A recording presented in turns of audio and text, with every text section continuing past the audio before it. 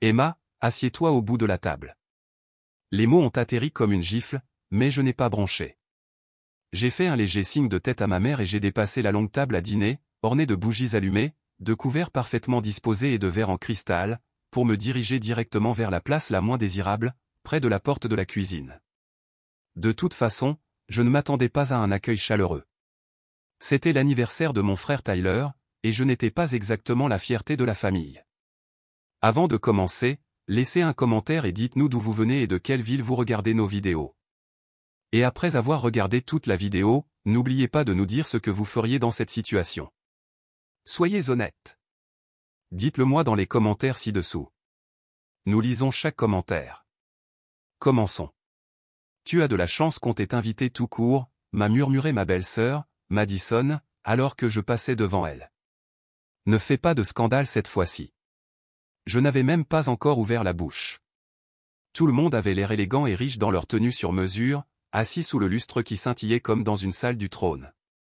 Tyler, l'éternel enfant chéri, était assis en bout de table avec son sourire suffisant et une montre de créateur qu'il s'assurait que tout le monde remarque.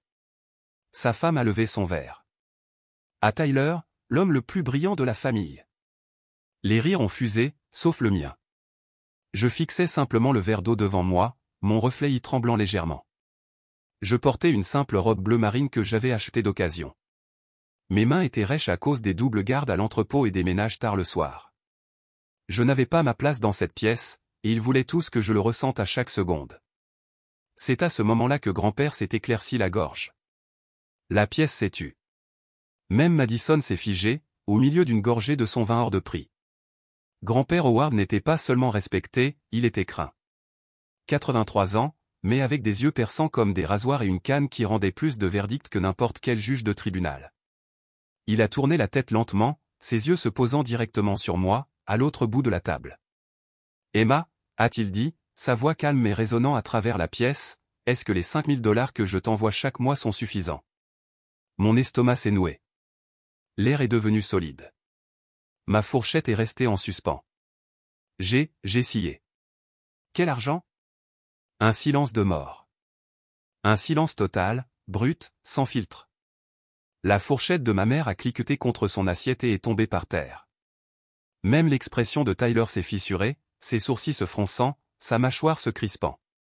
Mais grand-père a plissé les yeux comme s'il venait de confirmer quelque chose qu'il savait déjà. Puis, avec une force délibérée, il a frappé le sol en marbre avec sa canne.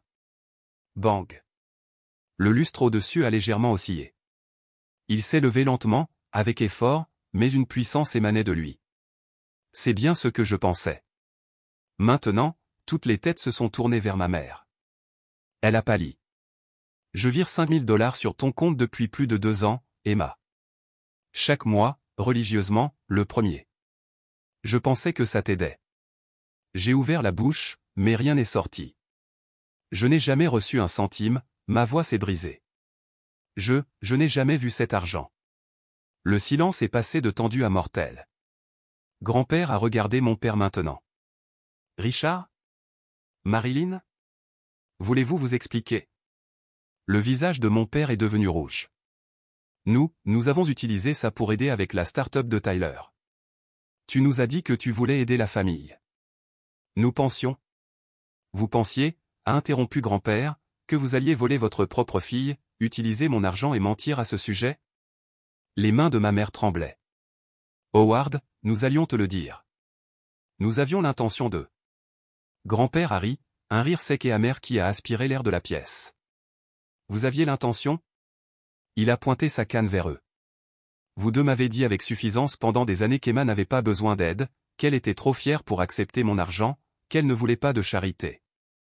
Et pendant tout ce temps, vous le viriez sur le compte de Tyler. Tyler s'est levé. Grand-père, je ne savais pas, je le jure, je ne savais pas. Assieds-toi, a rugi grand-père. Il l'a fait. Mes yeux brûlaient, mais j'ai refusé de laisser les larmes couler. Pas maintenant. Je me suis levé lentement. Vous avez dit à grand-père que je ne voulais pas de son argent ? J'ai regardé ma mère. Vous lui avez dit que je n'avais pas besoin d'aide ? Sa voix s'est brisée. Ce n'était pas comme ça. Combien de fois ai-je pleuré devant vous, suppliant pour de l'aide avec le loyer, ma voix tremblait. Combien de fois vous ai-je dit que je mangeais des nouilles instantanées pendant 3 semaines d'affilée? Elle a détourné le regard. Mon père a ouvert la bouche. Emma, nous l'avons fait pour la famille. Pour Tyler. Pour Tyler, ai-je répété. Toujours pour Tyler.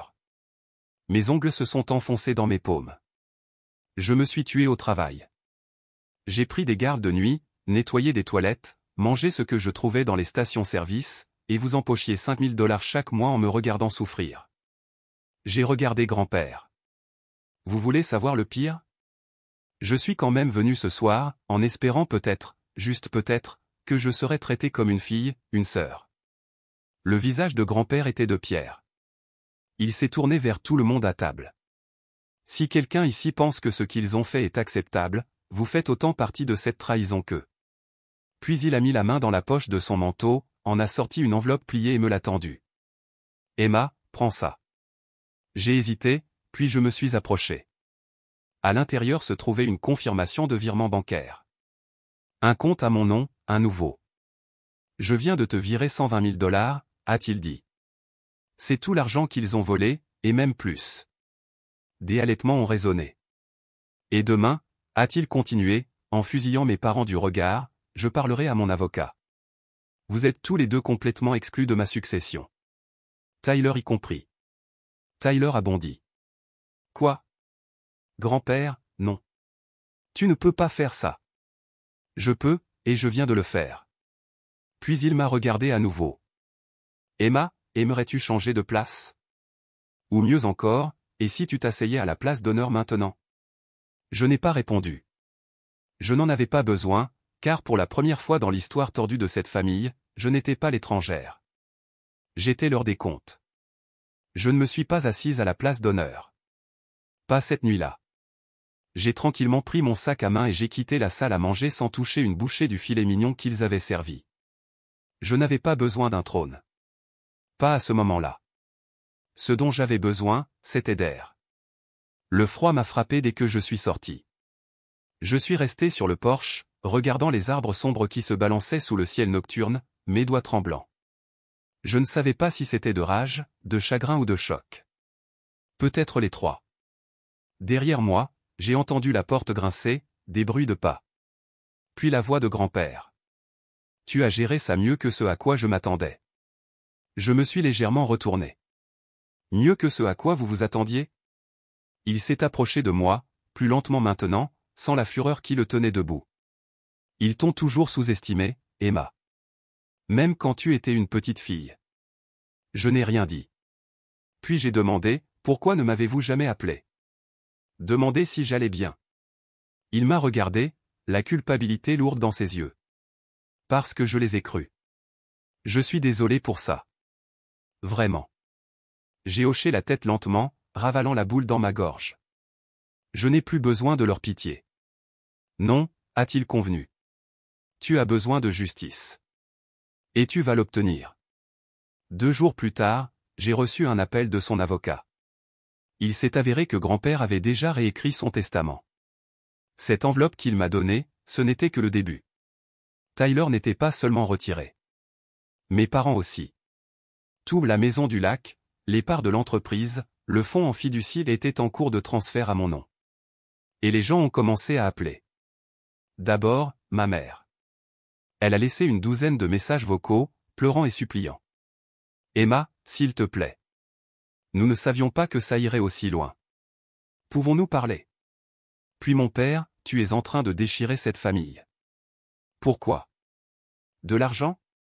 Tyler ne s'est pas embarrassé de fausses larmes. Il a juste envoyé un message, tu le regretteras. Profite bien de ta solitude. Mais je n'étais pas seul, car à mesure que la vérité se répandait, les gens ont commencé à parler. Tante Caroline a appelé et a admis qu'elle s'était toujours demandé pourquoi j'avais l'air si fatigué. Oncle Drew a avoué qu'on leur avait dit que j'avais des problèmes mentaux et que j'étais trop instable pour gérer de l'argent. Ils ont menti à tout le monde sur moi pour contrôler le récit. Et je les ai laissés faire. Jusqu'à maintenant. Plus tard cette semaine-là, je suis entré dans un cabinet d'avocat local du centre-ville en jean et col roulé, les cheveux attachés, sans maquillage. Grand-père avait tout organisé. Un bureau, un nom d'entreprise, mon nom, Solutions Financières Emma Howard. Il ne m'a pas seulement donné de l'argent, il m'a donné un avenir, un vrai. Et j'allais le construire à partir de zéro, avec ou sans que quiconque de cette maison toxique ne me regarde à nouveau. La réaction n'a pas tardé à se manifester. La famille n'est pas restée silencieuse. Madison a été la première à publier quelque chose. Une de ses stories Instagram soigneusement mise en scène, la montrant sirotant du vin, riant avec des amis, en tapant « Certaines personnes ne méritent pas de seconde chance ». L'arrogance est laide. Elle n'a pas mentionné mon nom, mais tout le monde savait de qui elle parlait. Puis est venue l'interview de Tyler pour un podcast, qu'il n'aurait jamais pensé que je verrais. Parfois, quand vous donnez de l'argent aux mauvaises personnes, elles pensent qu'elles l'ont mérité. C'est triste, vraiment. Je n'ai pas répondu. Au lieu de cela, je me suis concentré sur la construction de ce que grand-père m'avait confié. J'arrivais au nouveau bureau chaque matin avant 7 heures. C'était petit 2 pièces et une réception mais c'était à moi. J'ai rencontré des clients, suivi des cours de développement commercial et appris à gérer les finances comme grand-père l'avait fait autrefois. Je n'ai pas utilisé son nom de famille publiquement. Je voulais créer quelque chose qui ne puisse pas être considéré comme une aumône. Pendant ce temps, grand-père ne restait pas silencieux. Il a raconté à chaque ami, chaque investisseur, chaque partenaire commercial de son cercle exactement ce qui s'était passé. Et ça a fonctionné. Plus la vérité se répandait, plus les gens commençaient à s'éloigner de Tyler et de mes parents. La start-up de Tyler a perdu 3 gros clients en 2 semaines. Le nom de mon père a été discrètement retiré du conseil d'administration d'une fondation qu'il présidait depuis plus d'une décennie. Et ma mère? Elle a cessé de se montrer au country club. Pourtant, il refusait de s'excuser. Un soir, des mois après le dîner d'anniversaire, on a frappé à la porte de mon appartement. J'ai regardé par le Judas. Tyler. Il avait l'air désespéré, débraillé, les yeux fatigués. J'ai entrouvert la porte. « Qu'est-ce que tu veux ?» Il a mis les mains dans ses poches. J'ai tout gâché. Je n'ai rien dit. Je n'étais pas au courant pour l'argent. Je ne savais pas qu'il mentait à grand-père. Alors pourquoi te moquer de moi chaque année parce que je n'avais pas de vrai travail, ai-je demandé. Pourquoi me traiter de fardeau? De déchet? Il n'a pas répondu. Il n'en avait pas besoin. J'ai commencé à fermer la porte, mais il l'a arrêté. Emma, s'il te plaît, dis-lui simplement d'annuler le testament. Ou de le partager. Je suis ton frère. Je l'ai regardé droit dans les yeux. Non. Tu es l'homme qui riait pendant que je luttais. Et j'ai claqué la porte. Fort. Cette nuit-là, je me suis assise seule à la table de ma cuisine, les larmes menaçant de couler à nouveau. Non pas parce que j'étais triste, mais parce que pour la première fois depuis des années, je ne me sentais pas impuissante.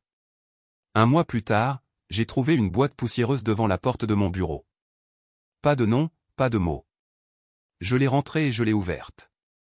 À l'intérieur se trouvaient des photographies, des centaines. De vieux albums de famille que je n'avais pas vus depuis mon enfance. Des photos de moi et Tyler au parc, de moi aidant maman dans la cuisine, ma main serrant celle de grand-père quand j'avais 5 ans. Au fond, il y avait une lettre de grand-père. Emma, ces photos sont à toi. Ils ont essayé d'effacer ta place dans cette famille, mais je n'ai jamais oublié qui tu étais. Garde-les.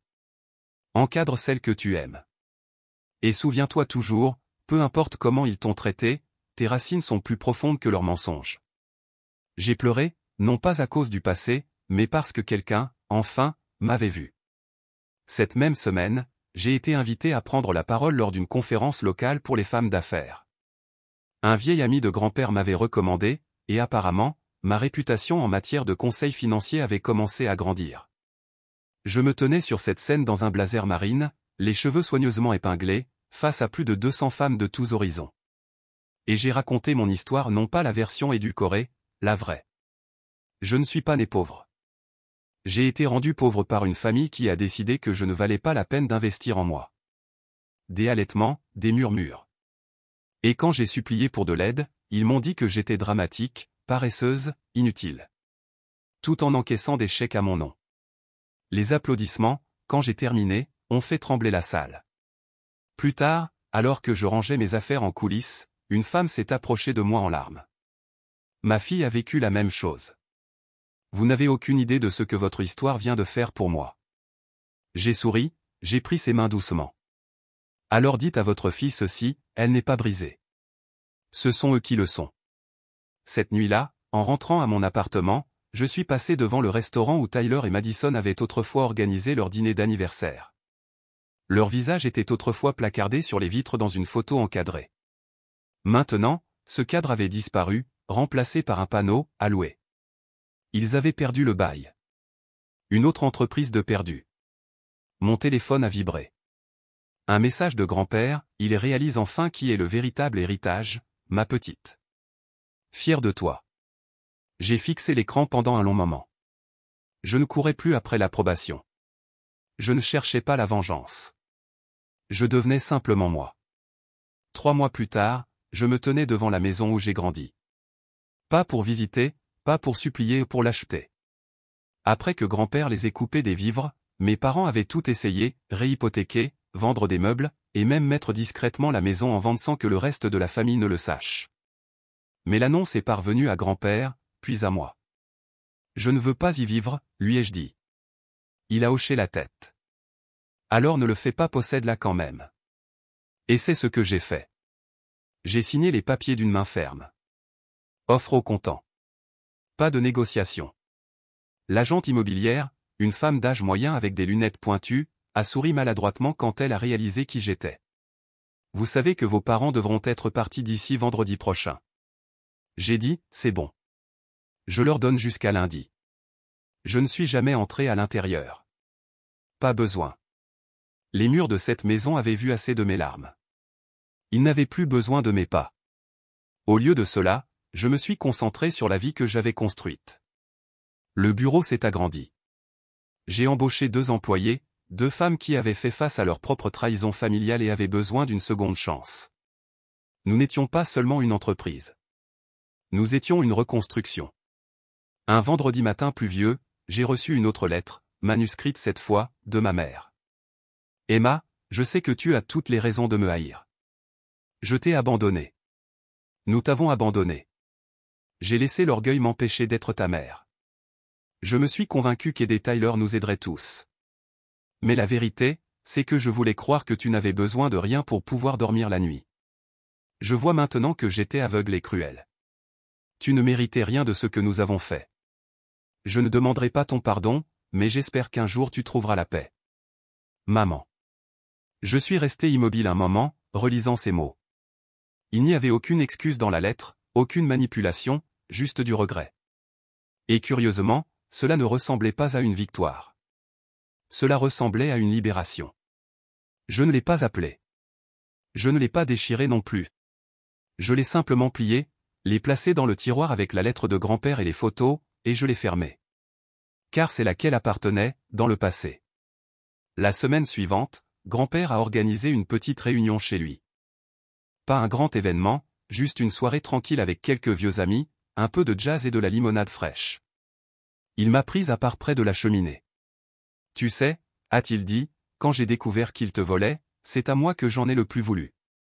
Je l'ai regardé. Pourquoi? Parce que je leur ai donné la corde pour te pendre. J'ai pris une profonde inspiration. Vous m'avez aussi donné les outils pour la couper. Il a gloussé. Puis il m'a tendu un livre en cuir usé. Qu'est-ce que c'est? Mon premier grand livre de la première entreprise que j'ai jamais dirigée. Je veux que tu l'aies. J'ai feuilleté les pages, du papier jauni, de l'encre délavée, des notes et des calculs griffonnés. Vous avez tout construit à partir de ça. C'est vrai, a-t-il dit. Et maintenant, tu construiras encore plus. Je l'ai serré dans mes bras. Pour la première fois depuis des années, j'ai senti ce qu'une véritable étreinte familiale était censée être, sûre, stable, vraie. 1 an après ce dîner, je me tenais à nouveau en coulisses, mais cette fois lors d'une conférence nationale pour les femmes dans la finance.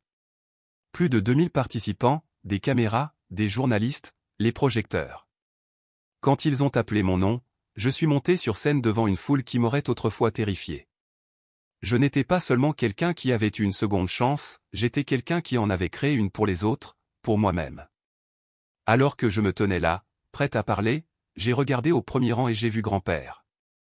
Il m'a fait le plus petit signe de tête. Et c'est à ce moment-là que j'ai su, le dîner qui avait tenté de m'humilier avait fini par nourrir le début de mon ascension.